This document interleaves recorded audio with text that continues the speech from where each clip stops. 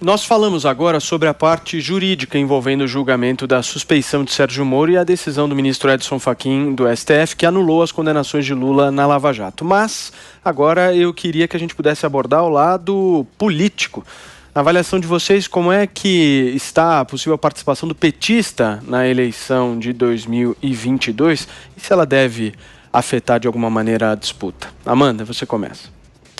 Eu acho que afeta totalmente a disputa, né? A primeira leitura é que acirra a polarização, né, com Bolsonaro de um lado e o Lula de outro, estreita muito esse caminho do centro. Já estava difícil para o centro político achar um ator, um personagem que representasse essa terceira via. Eu acho que hoje dificulta ainda mais, até conversando com alguns desses personagens, né? Um deles me diz que não, que agora você pode ser o anti-Lula e o anti-bolsonarismo, mas eu acho que a eleição de 2022 talvez tenda a ser uma eleição de qual é a maior ou qual a menor rejeição do anti-bolsonarismo versus o antipetismo, né? São essas duas forças que estarão em disputas. Tem um quê de déjà vu, como se a gente voltasse para 2018, mas eu não acho que seja um passeio no parque para o presidente Bolsonaro. Muito pelo contrário, o ex-presidente Lula é um candidato mais forte, mais habilidoso, que pode jogar com um quê de nostalgia do que, por exemplo, o ex-candidato Fernando Haddad, né? O ex-prefeito Fernando Haddad. Então, acho que tem de ser uma disputa mais polarizada e também mais difícil para os dois. E vai colocar agora, o Bolsonaro é um candidato diferente. Depois de 4 anos de governo, ele tem aí um serviço ou não para mostrar à população no combate à pandemia e também sobre os feitos na economia. Vamos ver como chega 2022. Agora, Mark, e o Luciano Huck nessa história, Sérgio Moro, você acha que eles mantêm a candidatura? Olha, tá muito cedo para dizer quem é candidato e quem não é. O Luciano Huck já é pré-candidato desde a eleição passada, não saiu candidato, né, e fica alimentando isso no imaginário popular. Eu acho que ele está mais preocupado com o contrato dele com a Globo, se ele vai substituir o Faustão ou não, do que ser presidente. Mas vamos acompanhar, ele está dizendo que pode ser um nome. O Sérgio Moro tem dificuldades hoje, por mais que parte da sociedade que apoia até essa operação Lava Jato, esse lavajatismo, como alguns batizam, ele é um player político que tem sérias restrições do petismo e do bolsonarismo e do centrão. Então, fazer essa costura nacional que uma candidatura de centro tem que fazer, tem que propor esse pacto nacional em torno de reformas e tal, ele tem todo mundo contra ele. Então, tem que batalhar muito para tentar romper tudo isso. Agora, é importante falar, Paulo, que o Lula já é candidato. Isso só oficializa. Nós falamos aqui, ele está dando entrevistas já como candidato há muito tempo, desde que saiu da cadeia, inclusive.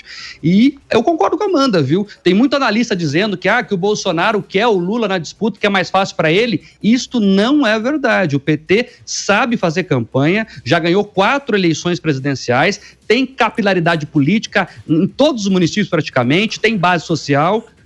Você pode concordar com eles ou não, mas ele é um candidato forte. Tem tracking aí, encomendado pelo mercado financeiro, correndo a praça, que o Lula disparou, inclusive, em tanto de voto. Claro que é muito cedo para avaliar número de pesquisa aqui agora. Não estou dizendo o seguinte, sim, não vá nessa que o bolsonarismo ganha totalmente com o Lula na disputa. Isso não é bem verdade. O Lula é um candidato forte e pode, inclusive, ser um tiro no pé do bolsonarista que acredita que o Lula na disputa garante vitória.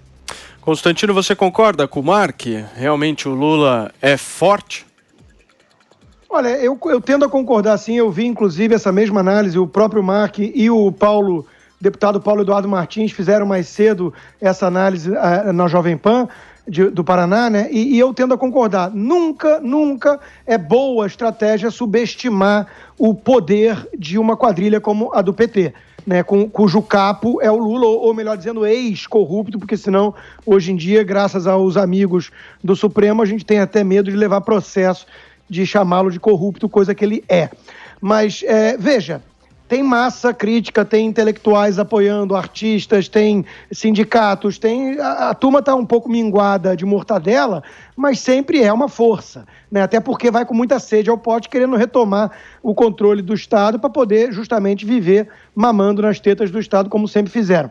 Então eu acho que nunca é boa estratégia subestimar a ameaça petista, né? A Venezuela está aí, a Argentina está aí para mostrar o destino óbvio disso. Agora, as últimas eleições municipais mostram que não há essa força toda mais, né? A pecha de corrupto, de ladrão, colou na testa do Lula. Ele pode ser que consiga enganar alguns incautos com essa história toda, mostrando que foi um perseguido político, né, e tem o aval de colegas do Supremo para isso. Mas eu acho que, em geral, a população sabe que se trata de um corrupto. Agora, na imprensa, já tem gente falando, né? É corrupto sim, mas não matou várias pessoas na pandemia, não quer a ditadura, como supostamente quer o Bolsonaro. Esse tipo de narrativa vindo de jornalistas, ainda mais alguns que se dizem liberais, isso mostra como vai ter gente querendo cair no colo do PT só por ódio ao Bolsonaro.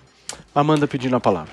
Seguindo nessa esteira aí, só para complementar, saiu uma pesquisa nesse fim de semana do IPEC, né, que é um instituto criado por ex-dirigentes do Ibope, que mediu o potencial de votos de cada candidato. Não é colocando um candidato contra o outro, é uma pergunta diferente, mas só para medir qual o potencial de votos. E o Lula continua em primeiro lugar, né, tem a maior popularidade, 50% dos brasileiros dizem que votariam nele com certeza ou poderiam votar em Lula, e 44% não escolheriam de jeito nenhum, ou seja, tem um potencial de votos altos, 50%, mas também tem uma rejeição grande, 44%. O Bolsonaro já aparece 12 pontos atrás, com 38% de potencial de votos e 56% de rejeição. Agora, o que eu acho que essa polarização, sobretudo, ela empobrece muito o cenário político, porque ela interdita o caminho para outros candidatos. Por exemplo, a esquerda, né, pode fazer naufragar os projetos políticos de Guilherme Boulos, de Ciro Gomes, de Flávio Dino, logo na largada. No centro, também, a terceira via, o custo é muito grande para um personagem, a gente citou aqui, o Mark citou Luciano Huck. O custo é enorme